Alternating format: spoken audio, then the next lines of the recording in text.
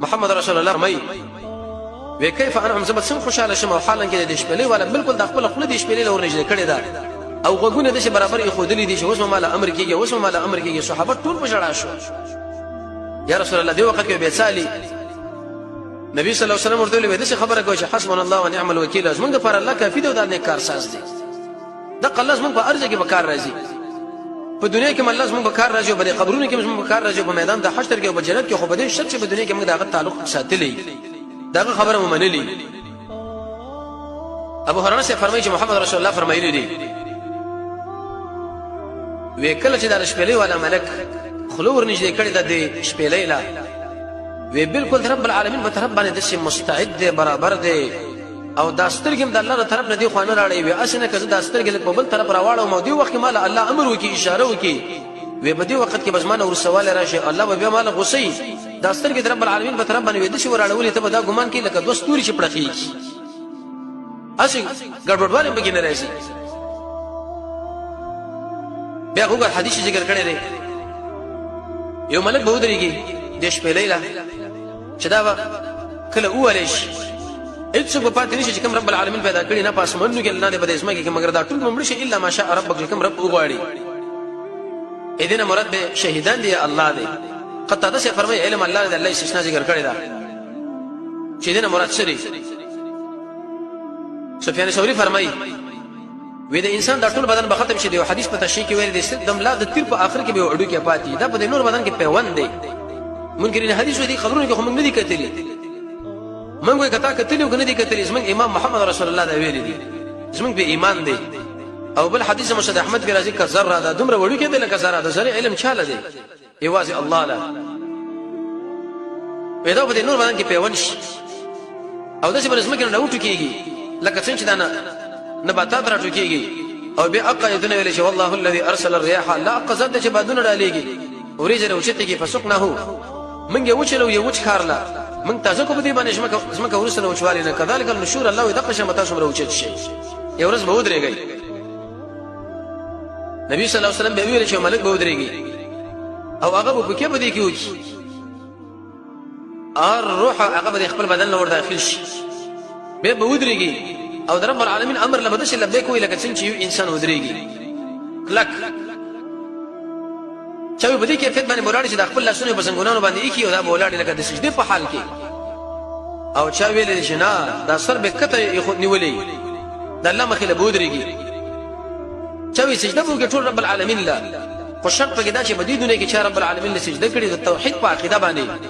حدیث کې راځي دا ټول انسانان په سجده کې سوا د یو کس نه چې کله د امر د سجده وشو وې دیو تیګر واخه سلوټو د سر پورې ونی ولا وکړه بدی باندې الله کافي کې یو ته کافي دي چې دا مرده ګرانه ده اذا د املا الله مسیو تبک ابو هريره سے فرمای بمجد محمد رسول الله صلی الله علیه وسلم اوجد حدیث ویلي لله الواحد القهار دقه يدل شيء ولا شيء دو نبي ویل رب العالمین با داسمکه د شي اوګده کی داسمکه بدلش او به د خلکو باندې وش پلی وش دا ټول به حتی تر دې پورې چې کوم به خېټه کې د هغه زمکه به خېټه کې او کوم چې به شابه د هغه به شا به رب العالمین به دې باندې اوبرو غورځي او دا به تقریبا سلوي کلو په اندازه باندې به دې باندې وریږي دغه نه ورسره به د اوبي یا سلوي خورځي چې زیات اندازه پورې به د اوبم د شروع خټ کېږي به الله امر وکړي د جسدونو لدا به کې راوټ کېږي لکه څنګه چې دا غیا ده د څه پوره شي لکه څنګه چې د انسان اولنې بدن دی به الله امر وکړي چې د عرش هغه حمله ملائک شبارون کې دغه درو چتي شي هغه راځوندې شي به ویل چې جبريل درو چت شي میکائیل درو چت شي اسرافیل الله به اسرافیل امر وکړي چې شپلې ونه سلاغنه بروس رب العالمین به ارواح روغ واړي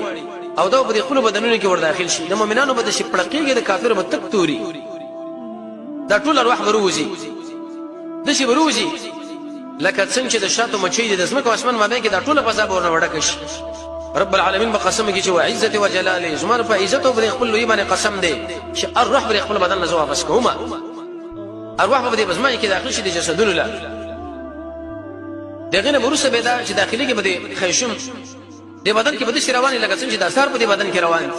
به بزمه کې سریش رسول الله فرمایي زبا ولا نه قسم چې زمه کې نه اوسما ابو بکر او عمر بزمه په دې خوا کې به د ټول انسان په دې کیفیت باندې ودرېږي لکه درې درش کلو په عمر باندې او دا خبره کړي چې انسانانو په کومه ژبه باندې خبره کوي عربي دا او کدا سورياني دا او کدا بل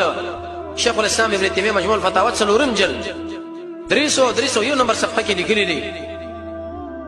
چې زمانه چا پوښتنه وکړه چې په ورځ قیامت الله د خلکو سره حساب کتاب کې دا په کومه ژبه وما ورته ویل شي دې علم الله را دي نه قران دا خبره ذکر کړی دا او رسول الله ذکر کړی دا او دغه خبره کړه ابن حزم هم دا ویل دي محلا کې چې کومه خبره الله رسول ته انکړي دا د خلکو په تعین باندې هغه ته انکې نه